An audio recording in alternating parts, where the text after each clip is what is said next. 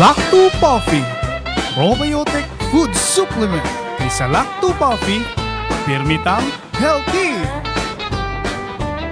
Sukad pa sa una, natong kauban, nga makahimsog yun sa kalawasan. Sa tanang kasakit, ug mga problema, sa Lacto Puffy kita matabangan. Lactobacillus nga kinahanglan sa atong kalawasan. O Lacto Puffy, o Lacto Puffy, sa Lacto Puffy pirmitang healthy. O Lacto Puffy, o Lacto Puffy, sa Lacto Puffy pirmitang healthy. Sukad pa sa una, natong kauban, nga makahimsog yun sa kalawasan. Sa tanang kasakit ug mga problema, sa Lacto Puffy kita matabangan. Lactobacillus nga kinahanglan sa atong kalawasan. O Lacto Puffy, o Lacto Puffy, sa Lacto Puffy pirmitang healthy. O Lacto Puffy, o Lacto Puffy, sa Lacto Puffy pirmitang healthy. Lacto Puffy, bringing health into your home.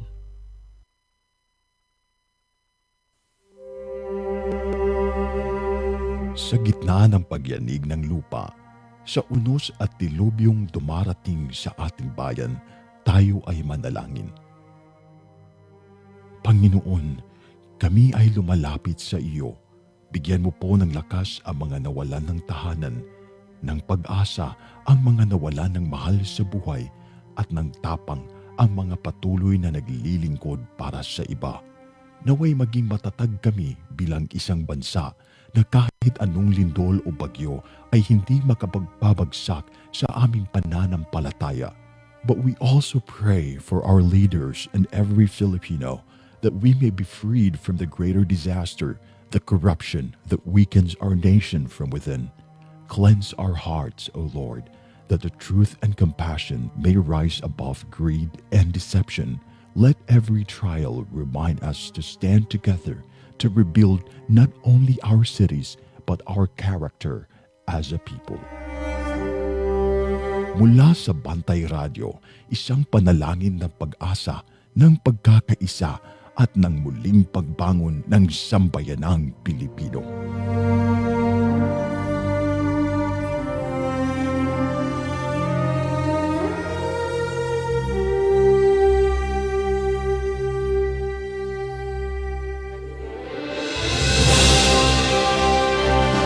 Sa bawat sulok ng ating bansa, may mga kwento ng tapang ng mga taong patuloy na lumalaban.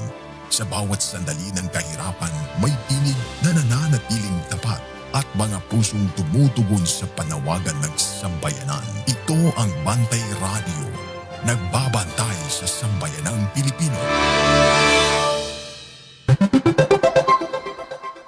Oras sa Bantay Radio, pinasubay sa Philippine Standard Time, alas 8:01.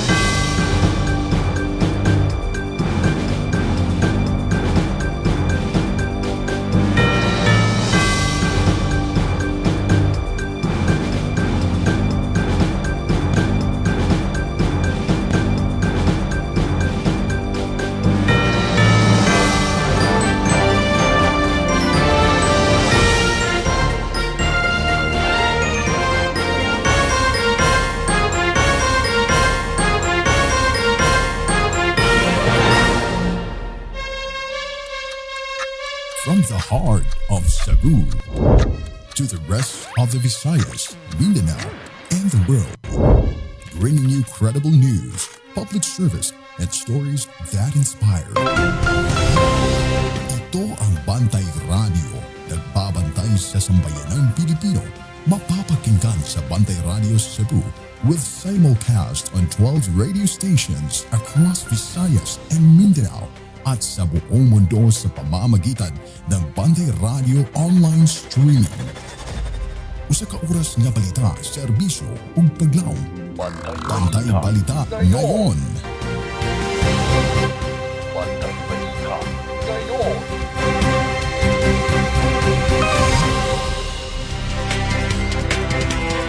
Mga higala, kumusta? Maayong buntag. Welcome sa lain na usab nga hugna sa ato ang mga balita. Dinis ato ang tulumanon Bantay Balita. Ramsa lang gihapon ni mga igsoon. Makiguban kaninyo hangtod ta sa alas 9 ang takna sa kabuntagon. Adlaw karon nga Huwebes. Pitsa 3 sinas buwan sa Agosto tuig 2026. Bani ko ninyo mga amigag, mga amigo. Atong ihatod diha kaninyo mga labing uhing balita dinhi sa ato. Mga balita sa kauluhan, mga balita sa gawasan nason, sa sport, sa showbiz, ug sa labing uhing kahimtang sa lakat sa panahon. Mga balita nga gidalit kanato sa mayong kabubuton sa Lactobiotics Worldwide Corporation. Ang tigama sa nabantog na kayong Lactopafi. Dalit usab kanato sa ASI Laboratories Incorporated, ang tigama sa produktong Inzumo. Atong Sibya inyong mabati pinagiusab sa mga partner station nga nakahook up nato karong buntaga mga igsoon. Mabati ta pinagis 102.9 South Radio. Mabati sabta pinagi sa 95.3 One Heart Radio DYAJ. Mabati sabta ug makita tibuok kalibutan pinagi sa internet. Naka-live ang ato ang broadcast karon mga higayuna, mga higala. Pinagi sa ato ang Bantay Radio Cebu Facebook page.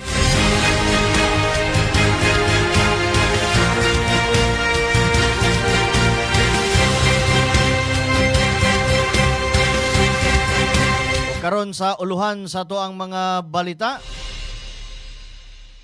Bantay Balita ngayon. Headlines. Sa headlines sa to mga balita karong adlaw. Cebu City Vice Mayor Tomas Osmeña miangkon nga nasagmuyo siya ni Mayor Nestor Archival gumikan sa Uplan Bantal. Cebu City Police Office nibutyag nga nadakpan na ang duha ka lalaking nag-viral human nga nagpaila nga mga pulis sa may Dalan, Colon. Department of Public Works and Highways, Kapitolyo ug Dakbayan sa Mandawi naghiusa alang sa long-term nga solusyon sa baha. Sa kauluhan, pipila ka mga civil society groups nanawagan sa Sandigan Bayan nga ibalik sa prisuhan si ex-senador Bong Revilla.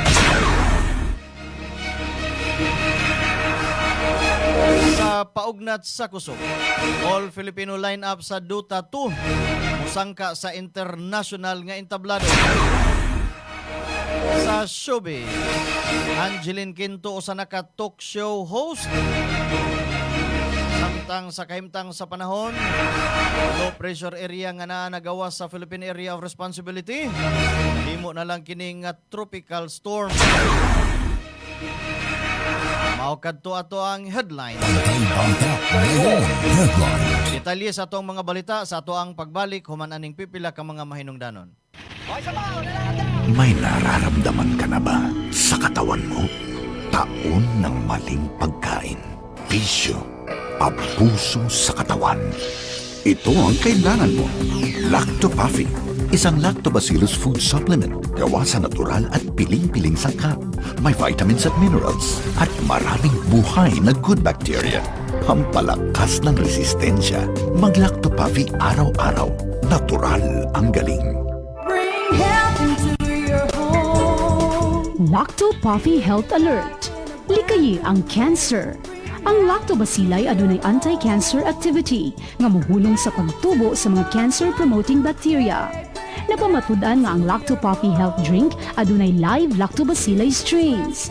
Ang pag-inom og Lacto Puffy Health Drink matag adlaw moprotektar kanimo sa mga cancer activity nga mahimong nagtubo sa kalawasan. Inom og Lacto Puffy and bring health into your home. Bring health into your home.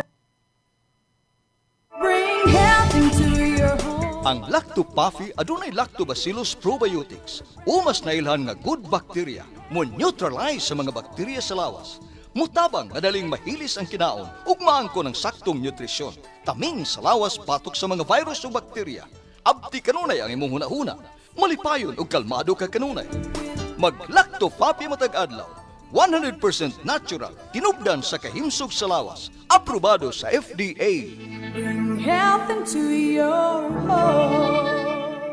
Tulungan ang iyong katawan na makaiwas sa high cholesterol, high blood, diabetes, heart problems, o galing uminom ng Lacto-Puffy Health Supplement araw-araw. Ang probiotics drink na tutulong sa inyong katawan na makaiwas sa sakit 24/7. Bring health into your home, uminom na ng Lacto-Puffy Health Drink. Mabibili na po sa inyong mga suking butika. Bring health into your home. Ako si Bobby Fernandez, isip trainer ni Manny Pacquiao. Gikinahalan nga perming lagsik ug abtik ang akong panglawas. Ang akong sekreto, Lacto-Puffy. Dugay na akong nagainom niini. Sugad pa kaniadto. Kung gusto mo nga kanunay nga alerto o protektado, Lacto-Puffy. Sekreto sa mga champion. Lacto-Puffy. Bring health into your home.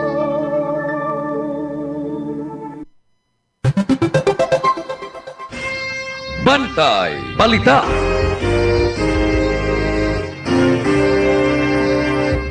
Bantay Balita ngayon. National News.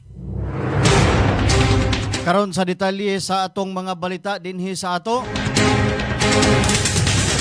Si Cebu City Vice Mayor Tomas Osmeña miangkon nga nasagmuyo siya ngadto mismo ni Cebu City Mayor Nestor Archival mikan sa mga desisyon sa mayor sa pagduma sa syudad, ilabi na niadtong pagpatuman sa Uplan Bantal. Niindaghang mga negatibong komento ang nadawat sa Cebu City Government mikan niining gisulayan nga bag-ong mga lagda sa trapiko dito sa may dalan Governor Quinco Avenue ug uban pang mga busy nga karsadas dakbayan sa Sugbo. Daghan pang mga motorista ang nangreklamo human ang flyover sa Barangay Banila dili paagian og mga motorsiklo ug mga sakyanan. Mga sakyanan lang ang makasaka sa ibabaw o hinungdan sa mas nihuot nga traffic nga nasinati sa mga taga-syudad sa mga miaging mga adlaw. Sa usa ka interview uban sa media, si Vice Mayor Tomas Osmeña miingon ang bus rapid transit kon BRT napadayon pang gipalapad o gipalambo mauna-untay solusyon ining traffic sa dakbayan sa Sugbo. Si Vice Mayor Osmeña nagkanayon nga layo ihang giabot aron makakuha og binilyon nga pondo gikan sa World Bank aron maigasto ngadto sa BRT project sa Cebu. Apan sigon pa niya nga nasagmuyo siya kay kining BRT wala gihatagan og prioridad ni Mayor Nestor Archival. Ginoon matod pa niini nga naghimo og laing mga lagda ang mayor sama aning Uplan Bantal nga nakasamot makapahasol sa mga motorista. Matod pa ni Osmeña nga playing safe alang sa mga dato ang gihimo ni Nestor Archival.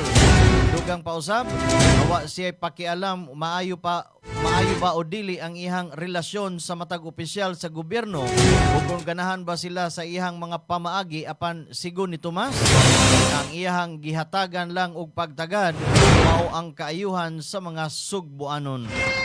Bantay Balita.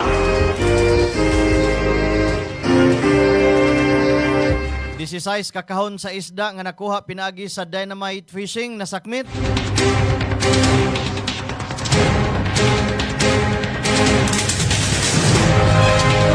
Nagpahigayon og joint market denial operation ang Cebu City Bantay Dagat Commission, kauban ng Department of Veterinary Medicine and Fisheries, Bureau of Fisheries 7, Maritime ug Philippine Coast Guard. Diin mi resulta kini pagkasakmit sa 16 kakahon nga isda tungod sa nasuta nga nagpositibo kini sa dynamite fishing ug wa kini magsunod sa standard nga kalidad. Ang joint operation kabahin sa padayon nga pagbantay sa Cebu City Government aron maprotektahan ang mga konsumidor gikan sa dili luwas nga produkto sa dagat. Ipasalig usab sa mga otoridad nahugot ang ilahang monitoring sa mga merkado ug fish ports aron masiguro nga malikayan ang pagbaligya og substandard o dili luwas kaunon nga mga isda. Bantay Balita.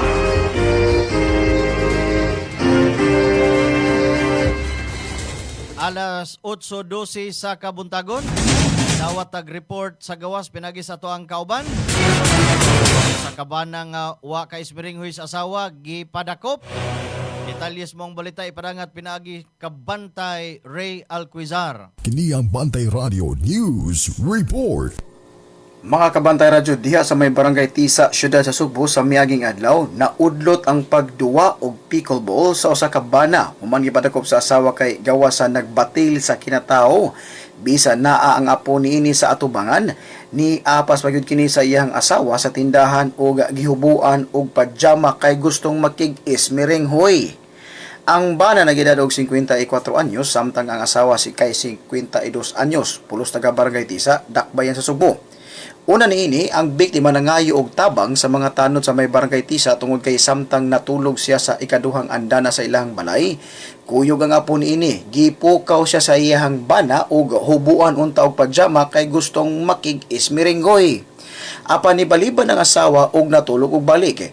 Ang bana ni luhod at hubangan sa asawa og nakig-pickleball sa iyang kinatao apan wala kini panumbalinga sa asawa. Hinuon ni bangon ang asawa ni naog sa balay og niadto sa tindahan kay nikaon apan giapas siya sa iyahang bana og didto gihubuan siya og pajama atubangan sa ilahang mga silingan.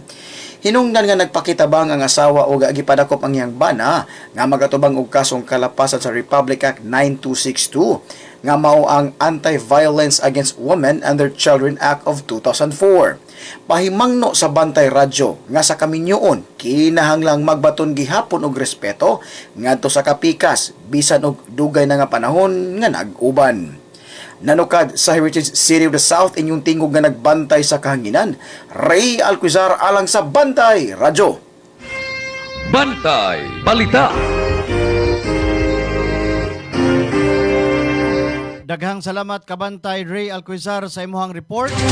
Naghatod sa tungora sa alas 8:15 na sa kabuntagon. Sa dugang tudling sa toang mga balita, iklaro sa Cebu City Police Office kon CCPO nga dili mga pulis ang duha ka lalaki nga nalambigit sa insidente ni adtong Agosto 11 diin ang maong mga suspek gireklamo sa usa ka mahuyang sa giingong gusto unta nga biktimahon sa duha dito sa may Dalan, Colon. Mantod sa Deputy Director for Administration sa CCPO, Police Lieutenant Colonel Franco Rodolfo Oriol, nga usa sa mga lalaki ang giingong nagpaila nga usa siya ka police officer atol sa komprontasyon. Apan human sa pag-verify sa kapulisan, nakumpirmar nga silang duha dili mga miyembro sa Philippine National Police, kundi asit og striker lang sa usa ka istasyon. Ana-ana sa kustodya sa kapulisan, manakuhaan og armas o ginadiling drugas ang duha ka lalaki, samtang nagpadayon ang investigasyon sa insidente ug sa mga aligasyon nga gipasaka sa LGBTQA+ individual na nalambigit. Kung kahinumduman, gisaysay sa biktima nga si Ray Anthony Castellanes Abing, nga gisulayan matud pa siya sa mga suspitsado nga plantiran siya og shabu sa ihang bag. Ipasidan-an na lang sa biktima ang publiko na magmatngon nga mahibalo sa ilang mga katungod kung malambigit sa susamang sitwasyon. Sa habig sa mga dinakpan, idipinsa kini nga nagtuo sila nga ang biktima mo ilang gikachat-chat sa transaksyon sa illegal nga drugas isip mga informant o asset. Hinuon na ngayo og pasaylo ang mga suspek sa sayop nila nga mga nahimo. Bantay Balita.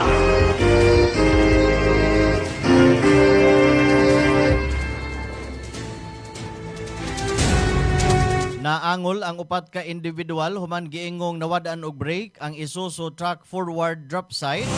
Pidaro kini sa usa ka motor nga kasugat sa National Highway didto sa Sitio Tambis, Barangay Puog, Dakbayan sa Toledo. Ang maong truck gimaniho ni Buenvenido Amarante.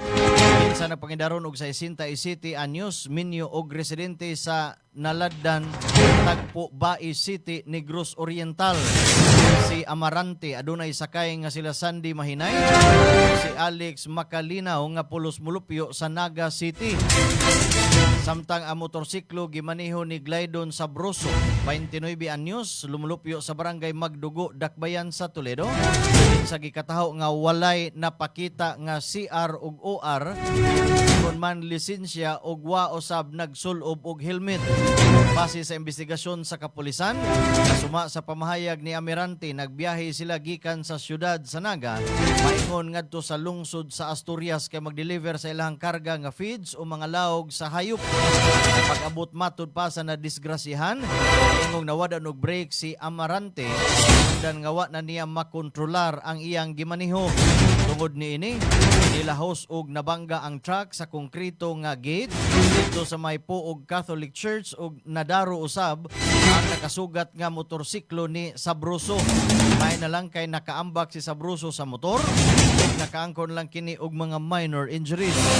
Samtang si Amarante ug ang iyang mga kauban dali nga gidala sa Toledo City General Hospital tungod sa mga angol nga naangkon sa ilahang kalawasan.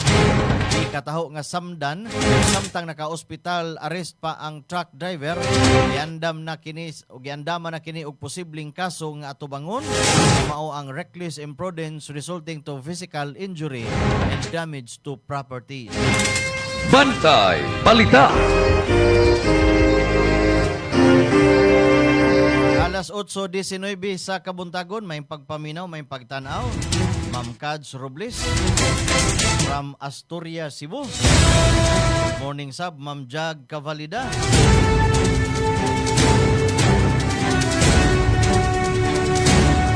Dawat taglaing report gikan sa tuang kauban sa gawas. Kagamhanan sa probinsya sa Sugbo ni pahinomdom sa mga health worker nga ipatigbabaw ang empatiya, kaluoy og professionalism pag-alagad sa mga pasyente.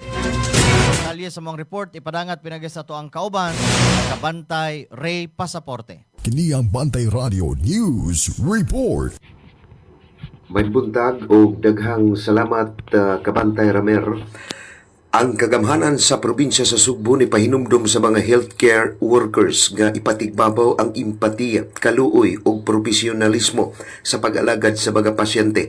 Kini tungod kay ang kapin sa 90 ka mga nurse gikan sa nagkalain-laing ospital nga gidumala sa Kapitolyo sa Sugbo nagtapok sa Kapitolyo sa probinsya sa Sugbo kagahapon adlaw Miyerkules Agosto 12 aron hisgutan ang mga kabalaka ug mga pamaagi aron mapalambo pa ang serbisyo sa healthcare sa lalawigan. Si Governor Pam Baricuatro miduyog sa tigom uban sa mga nurse o Provincial Health Office Department Head nga si Dr. Sheila Fasiul nga naghatag og gibugaton sa kamahinungdanon sa paghatag dili lamang sa dekalidad nga medikal nga pagatiman kundili sa mabination ug matinahuron nga serbisyo sa matag pasyente. Iyang gipasaligan ang mga nurse sa suporta sa kagamahanan sa probinsya samtang gidasig sila nga magpabiling maabi-abihon og professional bisan pa sa panginahanglan sa ilang trabaho. Sa pagila sa risgo sa burnout, gidasig sa gobernador ang mga nurse nga mopahuway og mangayo og tabang kung gikinahanglan isip kabahin sa pagmintinar sa lawas og epektibo nga pag-atiman sa pasyente. Atol sa tigom, gipatas usab sa mga nurse ang mga kabalaka nga nakaapekto sa mga trabahante sa pag-atiman sa panglawas.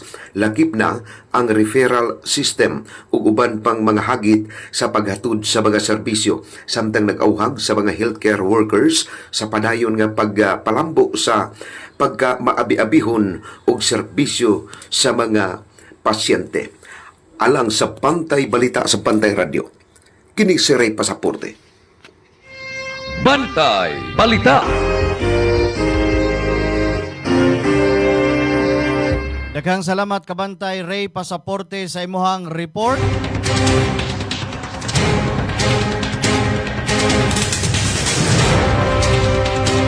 ta sa dugang tudling sa tuang mga balita. Human nga personal nga gisusi ni DPWH Secretary Vince Dizon. Kauban nila ni Governor Pam Barriquatro, Mandawi City Mayor Junkie Uwano ug Congressman Lulipap Uwano ang mga dapit nga bahaunon sa dakbayan sa Mandawi. Naglaom ang mga opisyal og hiniusang lakang aron maalibyuhan ang dugay ng suliran sa maong dapit. Kitanaw usab sa mga opisyal ang hinungdan sa balik-balik nga pagbaha ug ang posibleng long-term flood mitigation project sa maong dapit. Katuyuan sa pagtambayayo mao ang mapalig-on ang drainage ug flood control system aron mapanalipdan ang kinabuhi, kabtangan ug panginabuhian sa mga Mandawihanon. Bantay Balita.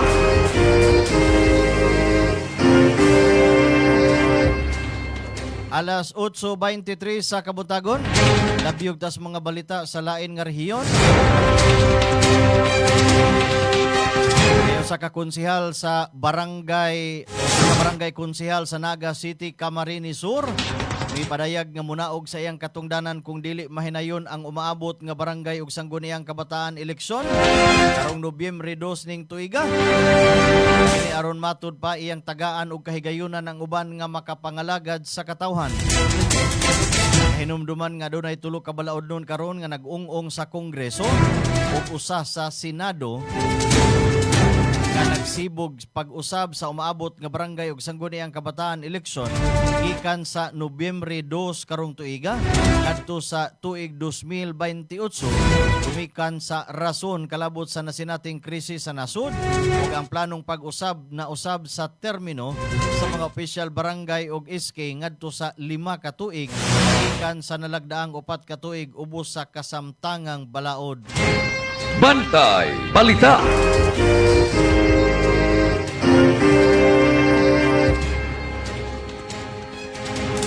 Duha ang patay sa panagbanggas dump truck ug motorsiklo dito San Jose, Negros Oriental. Talis mo ang balita atong Siren pinagi sa tuang kauban, Kabantay Alan Rosete. Kini ang Bantay Radio News Report. Yes, salamat ka Bantay Ram sa nga balita karong butaga. Duha ka tawo ang namatay human na bangga ang ilang motorsiklo sa usa ka dump truck alas 8:25 sa buntag, Agosto 12 dito sa National Highway sa Barangay Hilocon, San Jose, Negros Oriental. Ang mga nalambigit mao ang driver sa motorsiklo nga si John Lawrence Ramirez, 25 anyos, taga Dakbayan sa Tanay, uban sa iyang backrider nga si Sam John Sardido nga taga Dakbayan sa Bais. Ug ang driver sa truck nga si John Mark Carayday, 26 anyos, taga Barangay Dansulan, Dakbayan sa Bais. Matud pa sa investigasyon sa kapulisan, hitabo ang panagbangga sa dihang bisulay sa pag-overtake ang motorsiklo sa Yamaha Inmax sa usa ka sakyanan apan miagi kini sa Picas Lane ug nadasmagan ang kasugat nga huwo dump truck.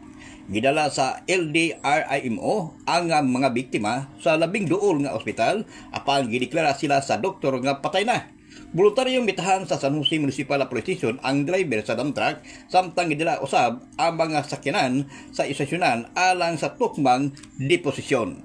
Puro na ito nakalap nga balita karong buntaga Kabantay Ram sa dili pa ito pasalamatan ang Lacto Papi. Ang Lacto Papi mapalit kani sa inyong mga lugar. Kini ang inyong kabarangay in action. Nanukad diri sa probinsya sa Negros Oriental. Alang sa Bantay Radio, Alan Rosete. Bantay Balita.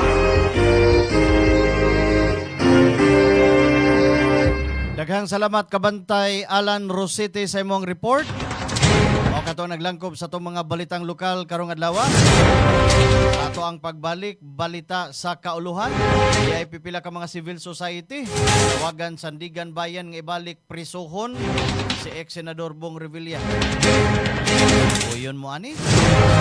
Super. Sayra na to ang maong detalye sa balita sa to ang pagbalik human aning pipila ka mga mahinungdanon.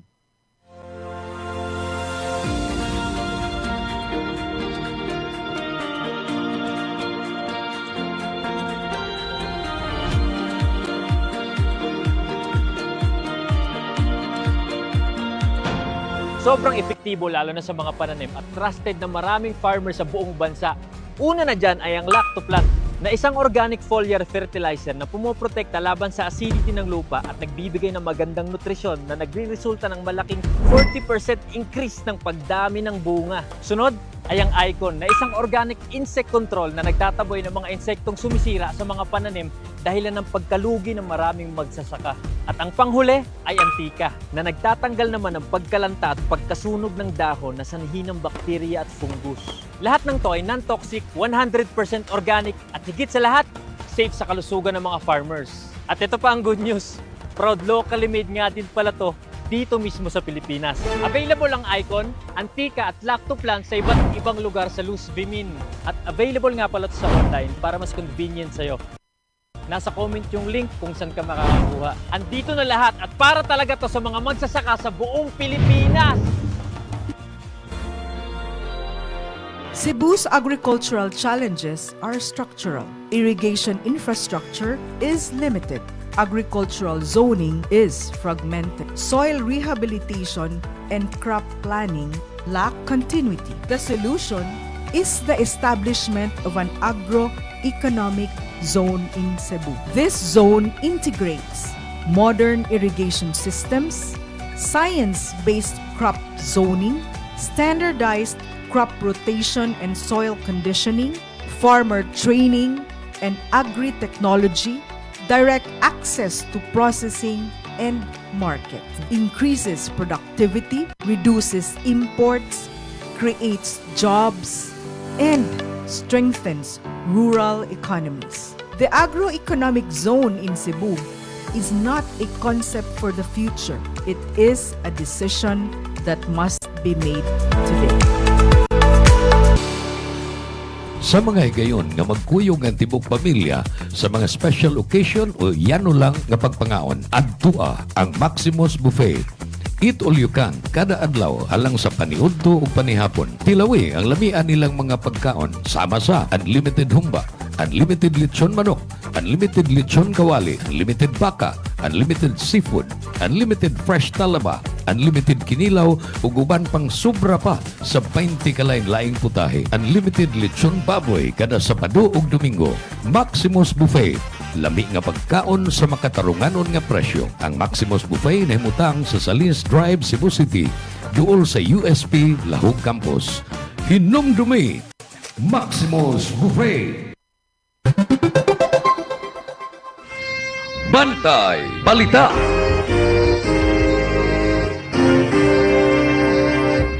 Bantay Balita ngayon, National News.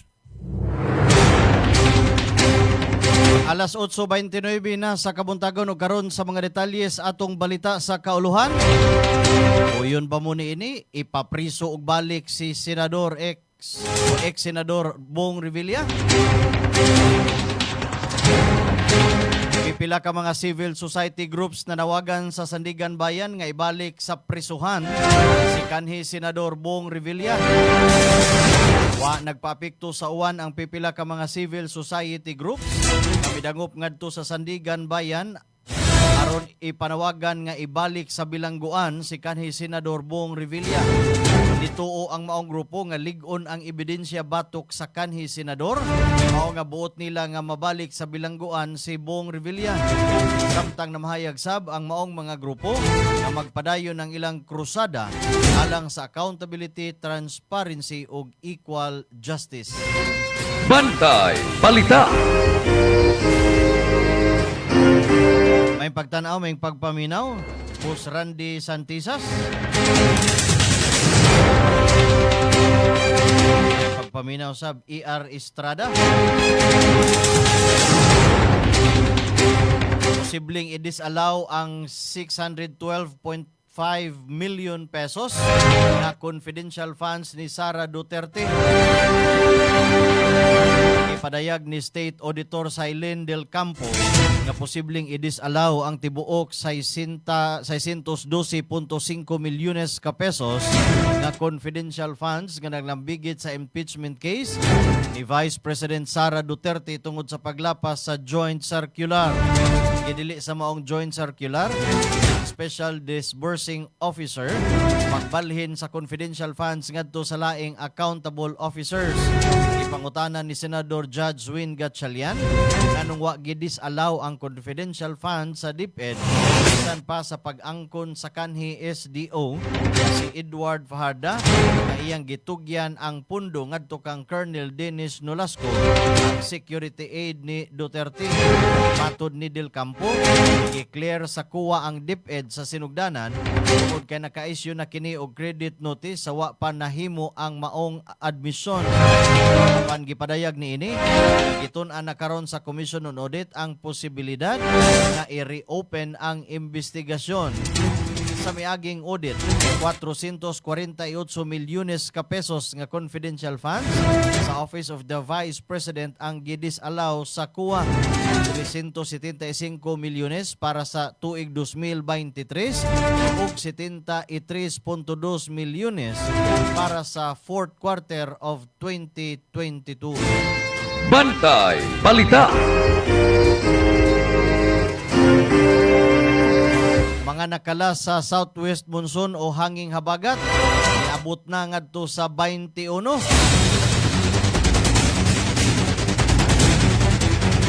Sa pinakaawahi nga report sa National Disaster Risk Reduction and Management Council kon NDRRMC, iabot na ngadto sa 21 ang gikatahong nakalas tungod sa southwest monsoon o hanging habagat ug sa mga niaging bagyong Luis ug Maymay. Sa maong datos, 15 ka mga individual ang natalang nakalas didto sa Benguet tungod sa landslide. Tulo usab ang namatay sa Rizal tungod gihapon sa landslide ug pagkatumba sa kahoy. Tulo sa Batangas human na lumos na kuryentehan gumikan sab sa landslide. Sa Pikas Bahin, 14 sab ang gikatahong naangon sa usa ang namising didto sa Batangas. Bantay Balita. Giawhag sa Commission on Election kon COMELEC ang kabatan-unan nga makighiusa og muboto sa barangay ug sangguniang kabataan eleksyon karong 2026. Panawagan pa ni COMELEC Chairman George Garcia na mas maayo nga magkahiusa ang mga batan-on sa maong eleksyon tungod kay importante ang mahimong resulta sa ihap sa ilang mga boto alang sa gipangandoy nga kausaban sa nasud. Gawas niini, nilaom ang COMELEC nga tugutan ni President Ferdinand Marcos Jr. ang ilang hangyo i-deklarar nga special non-working holiday ang November 3 aron nga makabaton pa og panahon nga makaboto og dili magdali nga muuli ang mga botante, particular na ang magbakasyon ngadto sa mga probinsya. Bantay Balita.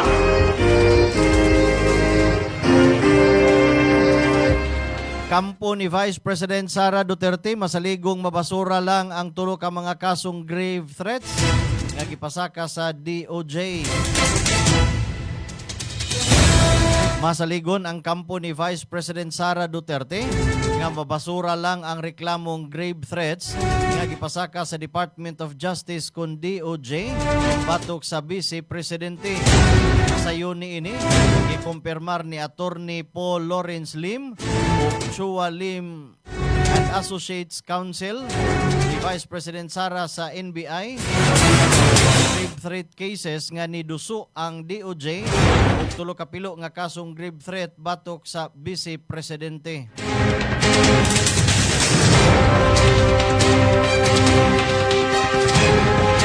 Minority senators formal nang gitagaan og mga committee assignments. Formal nang gipanghatagan og committee assignments ang mga senador gikan sa minority bloc atol sa sesyon sa Senado kaghapong adlaw.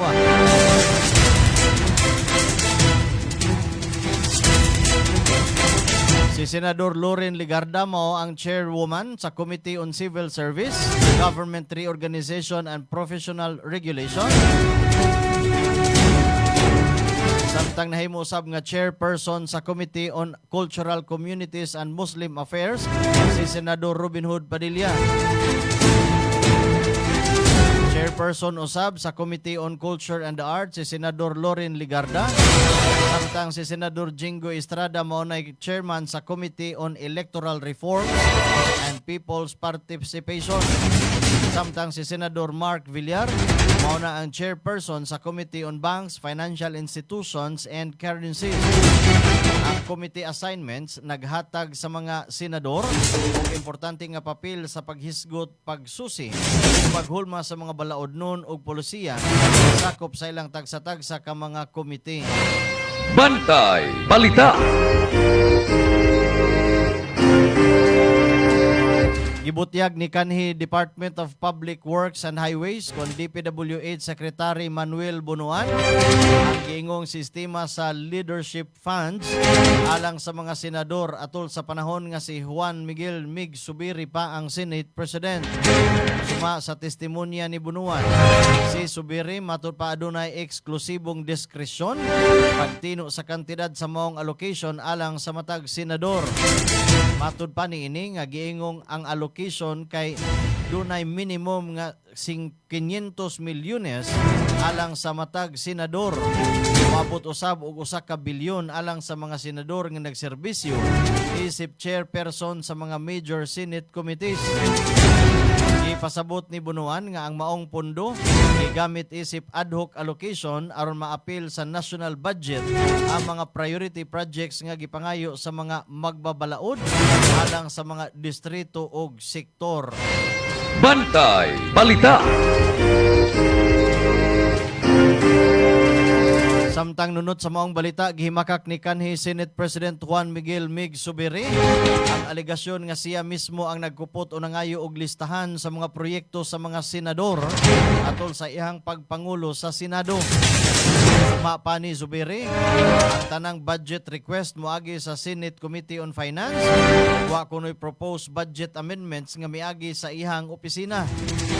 Kini nga pahayag miabot human sa testimonya ni kanhi DPWH Secretary Manuel Bunuan ngadto sa Sandigan Bayan diin giingon niini nga si Subiri ang matud pa nakigistorya kalabot sa paghimo sa gitawag nga leadership funds alang sa mga senador niadtong tuig 2024.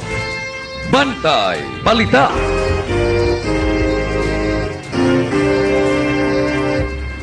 Senador Ruben Padilla mi palag sa akusasyon kabahin sa pundo alang sa mga proyektos mga senador.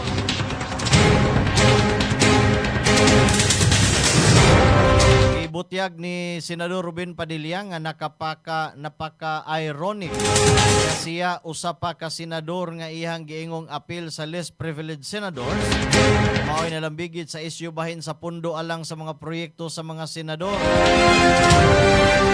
Ibutyag usab niini nga duha ka tuig na siyang naghulat sa pundo alang sa pipila niyang mga proyekto samtang tulo ka tuig na kuno nga naghuwat si Senador Bongo. Ang ilang mga proyekto matud pa nakalista isip FLR o for later release nga nagpasabot nawa pa kuno kini napagawsan og pundo. Idugang ni Padilla nga padayon gihapon ang pagka-ong sa pundo alang sa ilang mga proyekto bisan dugay na silang naghulat. Bantay Balita. Gibutyag ni Caloocan 2nd District Representative Edgar Eresi nga moabot ngadto sa matud pa 1.5 bilyones ka pesos ang confidential ug intelligence fund sa Department of Justice niadtong tuig 2025 atol sa panahon ni Jesus Crispin Buying Remulla na siya pa ang Justice Secretary. Suma ni Eresi, adunay 350 milyones nga confidential fund si Remulla kang kanhi ako Bicol Saldico og dugang nga 1 ka bilyon og 150 milyones ka pesos na iyang giingong nagdala sa kinatibuk ang pondo ngadto sa 1.5 bilyones. Question usab ni Eresi ang sistema sa confidential funds, ilabi na ang paggamit sa aliases sa mga claimant. Iyang ipahayag ang kabalaka na mahimong abusaran ang maong sistema tungod sa kalisod sa pag-verify sa tinuod nga identity sa mga benepisyaryo sa confidential operation. Wapay opisyal nga tubag gikan kang Ombudsman Buying Remulla bahin sa maong mga pamahayag. Bantay Balita. Mukabat nga 300 ka tonelada nga basura ay nakuliktas Baclaran Estero dito sa Parañaque City. Mukabat sa 300 ka tonelada ang basura nga nalikom gikan sa Baclaran Esteros may Parañaque City sukad pagsugod sa clearing operation. Suma sa report gipadayon sa mga otoridad ang pagkolektas mga basura nga misagabal sa estero aron mahawan ang agyanan sa tubig aron di na mausab ang maong makalilisang nga pagbaha ilabi na human sa grabing pag-uwan nga nakaapekto sa Metro Manila. Padayon pa ang clean up o clearing operation sa maong lugar samtang gitinguha sa mga hingtungdan nga mapadayon ang kahinlo ug kahapsay man kanindot sa pag-agi sa tubig. Bantay Balita. Alas 8:42 sa kabuntagon. Mao kato ang naglangkob sa tuang mga balitang nasyonal karong adlaw. Arita sa tuang balita sa gawa sa nasod. Bantay Balita ngayon. World News. Maayong balita alang sa mga biyahero. Posibleng mas muubos gamay ang airfare sa mga flight nga ibok gikan sa Agosto 16 ngadto Agosto 31. Tungod kini sa pagkunhod sa fuel surcharge. Suma sa Civil Aeronautics Board, utang sa level 12 ang fuel surcharge alang sa maong panahon.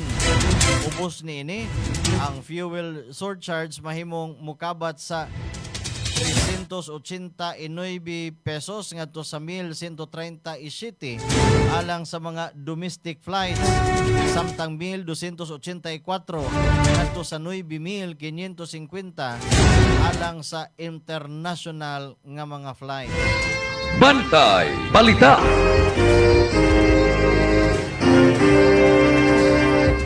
Alas 8:41.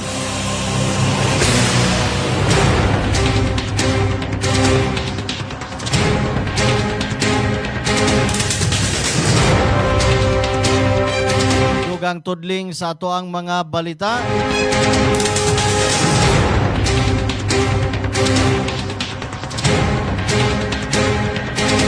Arita sa balita sa agrikultura. Bantay Balita ngayon. Agricultural News. Girekomendar sa Negros Oriental Province or Provincial Price Coordinating Council kon PPCC ang bag-ong suggested range alang sa baboy ug mga produkto niini. Isip giya sa patas ug makatarunganong pagpamaligya tungod sa epekto sa African Swine Fever. Base sa Resolution number 1 Series of 2026, ang girekomendar nga presyo alang sa mga local ug imported gikan sa 240 matag kilo hangtod 290 kada kilo samtang presyos mga baktin nagkantidad na og 2,500 hangtod 5,000 kada ulo samtang ang mga buhi nga mga baboy 150 hangtod 180 kada kilo oy buying price base sa pagkakita.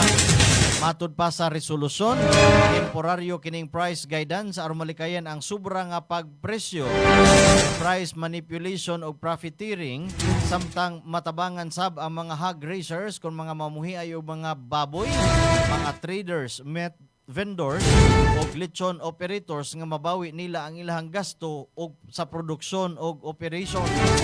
Girekomendar sab sa mga meat vendor, pork dealer, livestock trader o hog raisers sa tibok probinsya ang pagsunod sa maong suggested price range atol sa market discussion tungod sa ASF. Bantay Balita.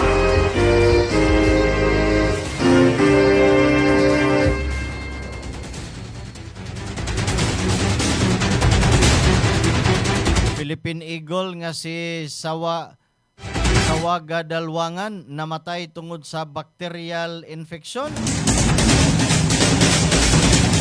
kumpirmar sa Philippine Eagle Foundation nga ang rescued Philippine Eagle nga si Sawaga Dalwangan namatay tungod sa bacterial infection o bakterya katap sa iyahang lawas.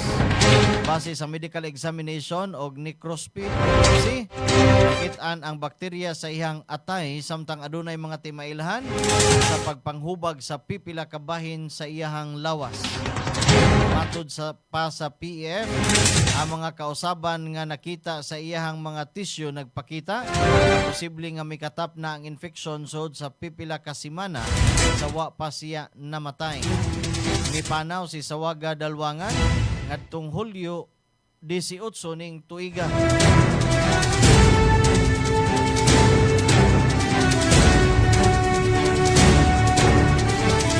Alas 8:47, sinipata mo padayon sa dugang tudling sa to ang mga balita. Balita sa sport, sa artista o sa lakat sa panahon. Ato sa paminahon kining pipila ka mga mahinungdanon. Hi, I'm Vanessa Arsenal, Account Officer of Living Roots Philippines. At Living Roots, we partner with businesses to provide high-quality cremation and waste management solutions designed for efficient sustainability and long-term value. My role is to ensure a seamless experience for our clients from onboarding and product integration to turnover and sales support. We do things differently with a mission to merge tradition with innovation. We equip funeral homes, memorial parks, LGUs, cooperatives, and businesses with cutting-edge cremation and waste management machine. Our vision is to lead the industry toward a greener, more compassionate future where every farewell both meaningful and sustainable, guided by our commitment to innovation and quality. We help businesses enhance their services while contributing to more responsible memorialization process. Let's work together. Contact us today to explore how Living Root can support and grow your business. I'm Jim. So I've been a Lacto Coffee user ever since January 2022. It was during the time when Omicron variant was a bit rampant here in Cebu. So you can all remember, natuling time grabe, nabukdan ko kung palit ko paracetamol ang mga tao sa kada pharmacy. Isod ako pangitang tambal. So I ended up deciding to try Lacto Coffee. And for the grace of God, narakarang yun akong pamati ang Lacto Coffee. In fact, sa una, sa magsipon ko, upo, ang ako yung perming imnon is ka na mga synthetic na medicines. Pero karon di na akong take na taking Lacto Coffee every day. In a day, makahurot ko o 90 ml tungod kay I will take Lacto Coffee right after every breakfast, lunch, and dinner. So sa kadahuman ako kaon, take ko 30 ml ng Lacto Coffee, most likely after an hour sa pagkaon para nindot ang digestion sa tiyan. So one of the benefits ko na pa ng Lacto Coffee is that mapafeel ko pirmi nga kung tiyan kalma. Wala na ko ka-remember nga kanang magkalibanga ko, like sa una, kalibanga is like in a day, makalibang po, let's say, 5, 6, gabi dyan akong sakit sa tiyan karon dili na, kalmada akong tiyan, nga, muna ko yung mga ubosipon, maging akong perning nun, kanina lang yun akong isaligan. Hopefully, this company will still be here in the long run like this.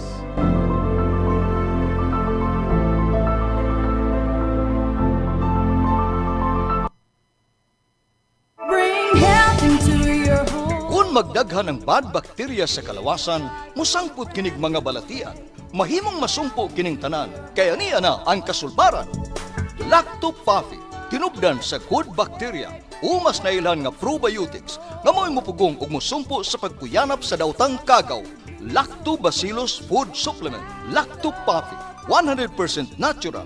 May gipiling edad. Tanan, mahimong moinom sa Lacto Coffee. Aprobado sa Food and Drug Administration. Bring health into your home. Kung ikaw ay may hika, hyperacidity, ulcer, diarrhea, constipation, arthritis at hemorrhoids, ugaliin na ang pag-inom ng Lacto-Puffy Health Supplement araw-araw. Ang probiotics drink na tutulong sa iyong katawan na makaiwas sa sakit 24/7. Bring health into your home. Uminom na ng Lacto-Puffy Health Supplement. Mabibili na po sa inyong mga suking botika. Tulungan ng inyong katawan na makaiwas sa singaw, tonsillitis, ubo, hyperacidity, dysmenorrhea, tagihawat, sakit ng ngipin, sore throat, lagnat, allergies, skin diseases, at sinusitis. Ugaling uminom ng Lacto-Puffy Health Supplement araw-araw. Ang probiotic drinks na tutulong sa inyong katawan na makaiwas sa sakit 24/7. Bring health into your home. Uminom na ng Lacto-Puffy Health Drink. Mabibili na ito sa inyong mga suking botika. Bantay Balita. Padayon ta sa dugang tudling sa tuang mga balita. Balita sa paugnat sa kusog.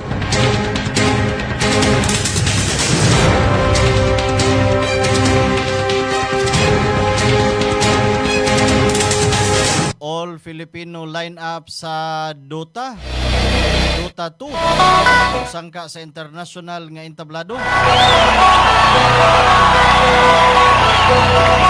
Kung ang sports ang binisaya paugnat sa kusog, sa kay binisaya aning e-sports.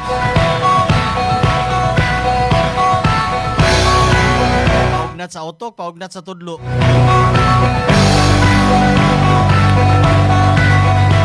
Proud kayo ang Pilipinas Team OG. Adunay all Filipino lineup nga musabak sa Dota 2 International 2026. Mas labaw pagyud nga mahimong garbo tungod kay anaay mga Bisaya nga miyembro sa team nga nagdala sa ato ang talento o garbo ngadto sa international nga entablado.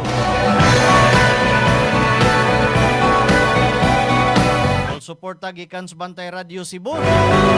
Padayon mga bay.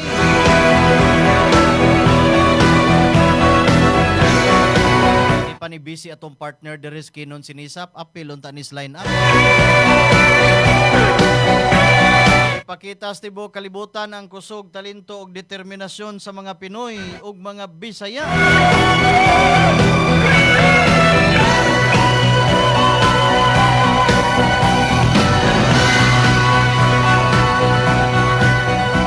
Kuno sige hagbunal kay magsigig duwag duta kinon pag apil sa team nangga na kunos mama oy. Arita sa balitang artista, unsay latest unsay mga uwahing balita nga nakalap gikan sa toang kauban atong paminahon mga detalye sa Showbiz News ipadangat pinagi ni Grace Baquero. Si Angeline Quinto usa na pod ka talk show host. Dili lang singer o actress, kundi mo atubang si Angeline Quinto sa bagong hagit karon sa iyang showbiz career isip talk show host. Si Angeline gihatagan sa ABS-CBN o kaugalingon niyang programa nga giuluhan og The Angeline Quinto Show. Ang bagong show mogawas sa I Want sugod karong Agosto 27 ug isip buena mano iyang makauban silang Vice Ganda ug Eric Santos. Isip celebrity guests. Si Angeline busy subs ang maabot niyang 15th anniversary concert nga a 15 nga himuon karong Agosto 22 sa Araneta Coliseo. Si Angeline ni sikat human nagkampiyon sa Star Power ni atong 2011. Sa laing bahin, Sharon Cuneta o Barbie Forteza magtruki sa bagong serye. Gianunsyo sa Prime Video na mag-premiere na ang Honor Thy Mother sa September 11. Ang upcoming original series gibituuna nilang Sharon Cuneta ug Barbie Forteza nga modala sa unang higayon isip pinahan ug anak. Ang Prime Video series mo ay collaboration sa ABS-CBN ug GMA Network. Si Sharon ang modala nga powerful CEO sa ilang family-run business nga nakasugat og krisis. Samtang si Barbie mao ang long-lost daughter ni Sharon. Ang star-studded cast naglakip nilang John Estrada, Khalil Ramos, Tonton Gutierrez ug Maris Cabral. Ug mao kana ang naglangkob sa atong showbiz news karong adlaw. At ang iamastakan pang mas makalingaw nga showbiz news diri sa Bantay Balita ngayon. Kini inyong Bantay Showbiz Patroller, Grace Paquero. Maayong buntag. Back to you, Ramsa. Daghan kayong salamat kabantay Grace Bakero sa imuhang report. Naghatod sa tong oras alas 8:56 na sa Kabuntagon. Arita sa kahimtang sa panahon. Nahimo ng bagyo ang low pressure area kon LPA nga naa sa gawas sa Philippine Area of Responsibilities KUNPAR. Ang tropical storm nga aduna international name nga Nangka katapusan nasigpatan 2,310 kilometro sa sidlakan sa extreme northern Luzon. Adunay kusog sa hangin nga mokabat ngadto sa 65 kilometro matagtak na. Bonus nga moabot ngadto sa 80 kilometros matagtak na. Samtang naglihok kini paingon sa sidlakan sa gikusgon nga 20 kilometros matagtak na. Sa padayong monitoring sa DOST Pag-asa, ilaumang di musod ang maong bagyo sa Philippine Area of Responsibility. Samtang padayon gihapon nga makapikto sa ang hanging habagat sa dakong bahin sa Luzon nga magdala og mga pag-uwan-uwan. Ang pagbanabana sa kahimtang sa panahon mo ay hingpit nga nagtapos linyadas atong mga balita dinhis atong tulumanon. Bantay Balita. Magpasalamat tas kinatibuk ang Puwersas Bantay Radio Cebu. Ang maong balita di ay dalit kanato sa Lactobiotics Worldwide Corporation. Tigama sa produktong Lacto-Puffy. Ang mga balita karon dalit usab kanato sa ASI Laboratories Incorporated. Ang tigama sa produktong Inzoom. Mga balita nga hinikay gikan sa ato ang lawak balitaanan sa Bantay Radio Newsroom. Pinagi sa ato ang kauban Kabantay Fred Litihio. Salamat sa atong mga partner station. 95.3 One Heart Radio, DYAJ. 102.9 South Radio. Atong mga kauban nga mga reporters may padangat sa ilang mga report gikan sa gawas. Ray Pasaporte, Ray Alquizar, Alan Rosete, Grace Bakero. Sangan sa kinatibuk ang Puwersas Bantay Radio Cebu. Puluhan sa ato ang CEO Engineer Gigi Sanchez. Ginabaga ni Atty. Miko Sabaliero. Ato ang technical partner Dres Masters Control Kinon Siniza. Tangi mo sunod ang programang Newsline. Uban ni Sir June Carillo. Lang inyong ubos nga lagad sa kahanginan. Ramsa lang gihapon mga kahigalaan, manamilit pinagis pag-ingon. Daghang kayong salamat sa inyong pagpaminaw, mayong buntag kanatong tanan. Ito ang Bantay Radio, nagbabantay sa sambayanang Pilipino. Mapapakinggan sa Bantay Radio Cebu with simulcast on 12 radio stations across Visayas and Mindanao. At sa buong mundo sa pamamagitan ng Bantay Radio Online Streaming. Ito ang Bantay Radio, nagbabantay sa sambayanang Pilipino.